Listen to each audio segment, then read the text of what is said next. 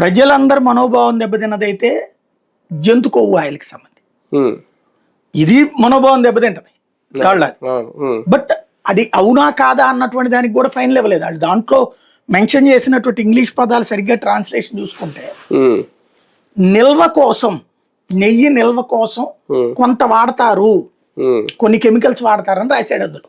అది నెయ్యిని నిల్వ ఇప్పుడు మనం ప్యాకేజ్డ్ ఏవైనా సరే అది నిల్వ కోసం కొన్ని రకాల మెటీరియల్ వాడతారు, అందులో పామోలివ్ కూడా ఉంటది. అది అక్కడ పాయింట్. డీటెయిల్డ్ గా అంటే ఎవరికి కావాల్సినంత వరకు అడుగు కట్ చేసుకుంటున్నాడు బేసిక్ గా.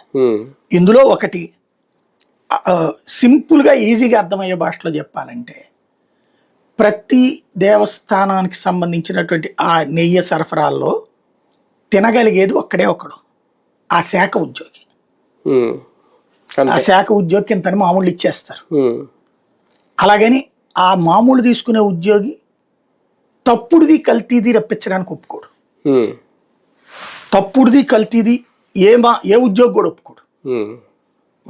దేవుడి గుళ్ళో పనిచేసేటటువంటి వాడు కుటుంబాలు నాశనం అయిపోతాయి, తరాలు నాశనం అయిపోతాయి, వంశనాశనం అయిపోతుంది. తెలిసి దేవుడికి తప్పుడుది నువ్వు పామాయిల్ తెచ్చేసి నాకు వరకు డబ్బులు ఇచ్చేసి, లేకపోతే నువ్వు కెమికల్ తెచ్చేసి నాకు డబ్బులు ఇచ్చేసి అని నాకు తెలిసి, నాకు అవగాహన ఉన్నంత వరకు ఏ ఉద్యోగి కూడా చేయడు, ఇంక్లూడింగ్ ఇక అసలు ఆ పై దాకా వెళ్తుందా అంటే ఇప్పుడు ఇందులో పైన అసలు టచ్ చేయాలి వాళ్ళు పైన. ఇంకోటి వైవి సుబ్బారెడ్డి ఇందులో తినాలా, చిన్నప్ప